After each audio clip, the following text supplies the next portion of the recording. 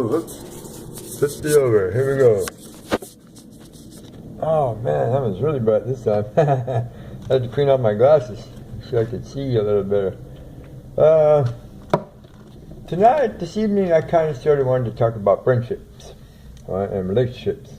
I touched on it a little bit earlier in another video, right? That one I made about anxiety. I drank all my coffee. But anyway, friendships, right? Relationships. Excuse me. We all enter into these, relationships, right, with an open heart and an open mind. Right? When we're a child, right, when we're little, right? And friends. To us, friends are like the most important thing when you're little. You're loyal to your friends, right? You're always with your friends. No matter what you do, you're down with them.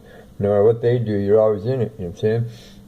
As you grow older, as you get into those teen years, right, friendship becomes this little wishy-washy thing. You know what I'm saying? Because in the teen years, in the early adolescent years, you know what I'm saying, we're trying to discover who we are and become that individualistic, right? Because the way our society works is that we're all individuals, but as individuals, we make up this group, this society that governs, how our behavior is and how we act.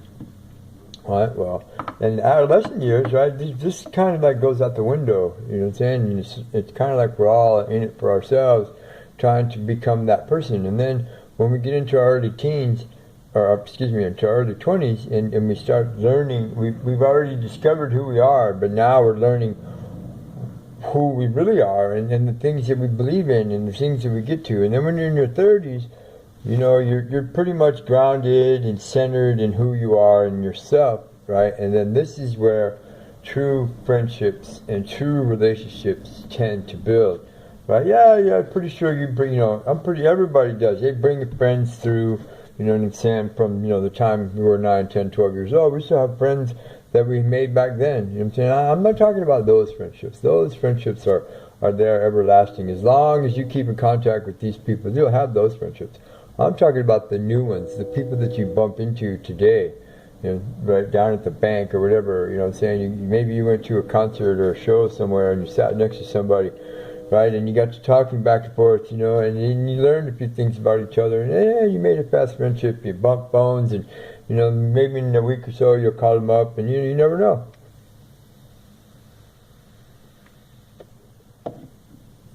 Baking tends to keep me calm. But anyway, these are the friendships that I'm talking about, the bonds that you make, as an adult. Right? Do we truly believe that these people, that these new friends are going to be loyal to us? Right? I mean, and we all have our expectations of what life is. Right? And so when you bump into a new friend, are you really there solid for them and as you're expecting them to be for you? Well, okay, now since I've asked that question, let's take a step back and let's look at it. Let's look at some base expectations of what friendship should be. We all have this expectation that our friend, right, should be loyal to us, should always agree to us, should always do those, should always try to help us move everything forward, right, because that's what friends are. So you get stuck somewhere at 3 o'clock in the morning, you call up your friend, they come save you.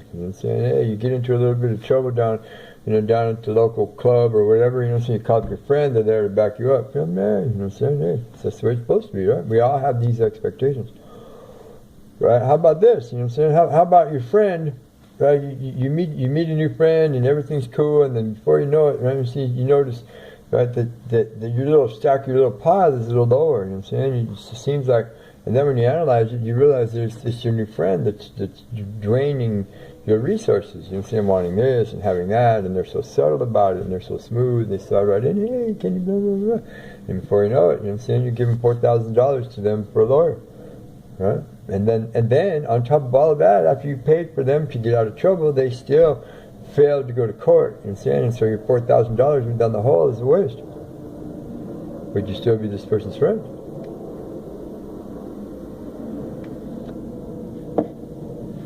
See, I'm not pinpointing anything on anybody. I'm just making, I'm just pulling this stuff off the top of my head.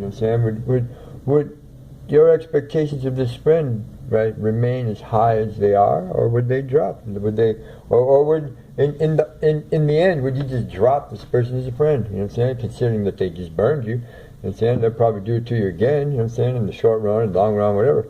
Right? So how is it that you base your decision on what to do with this friend, with this type of person? Well, a lot of us at this point would just cut them off, kick them out of the car. You're no longer my friend. You rip me off. You burn me. You're a piece of this or a piece of that.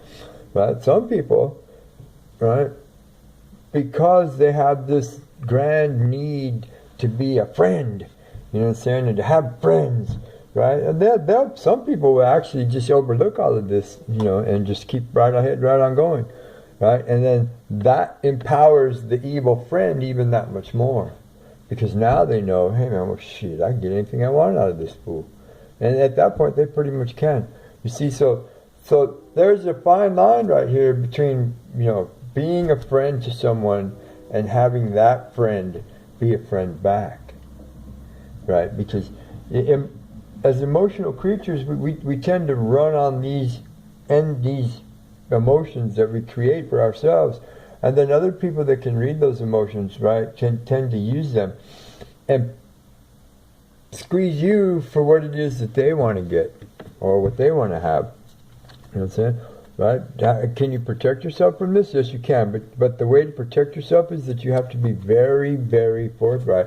You have to be very diligent in trying to understand what other people are about.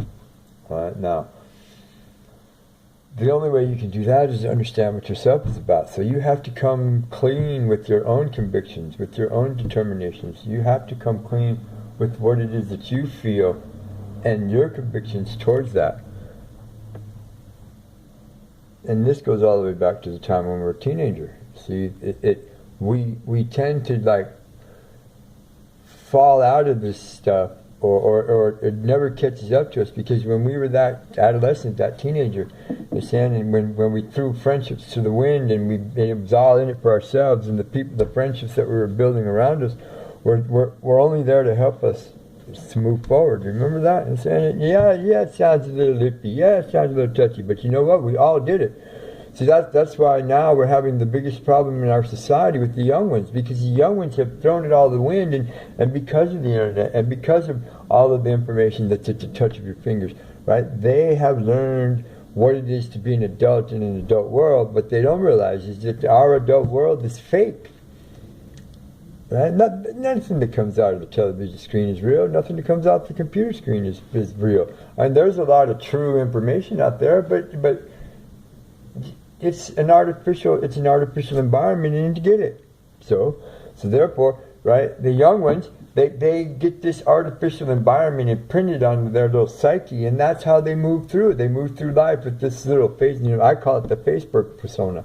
You know what I'm saying? They become their little, you know, picture. It's the best way I can describe it. You know what I'm saying? So friendships, are they important in our lives? Yes, they are. Friends are very important. And saying you have to have friends as much as you have to have family. But the thing is that it can't just be a one-way street. They have to believe in you as much as you believe in them. And it's very hard these days to find friends that loyal.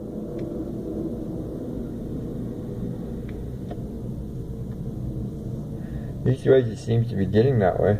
You know what I'm saying? I mean, I thought I had some loyal friends until shit hit the fan, and then now we all know where we're at, don't we? But I've been in this situation before, so I'm prepared for it. I know how to deal with it. I know that I'm probably most likely going to lose all of this stuff. You know what I'm saying? It's a great big gigantic hurtful thing. Yes, it is. Right? Because that means I'm going to have to start my life all over again, right? But I know that at the other end, Margaret is waiting there for me. Margaret is diligently working harder and harder and harder every day to make sure that I get the chance to do what it is that I want to do, because I never did. I slaved away all my life, you know what I'm saying? And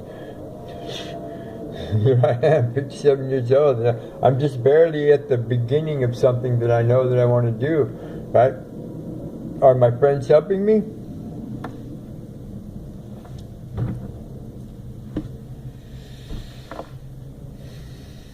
Get to my point, don't we? Oh well. Anyways, this video was about friendships and those relationships that we think are important to us. Are they really? Thank you.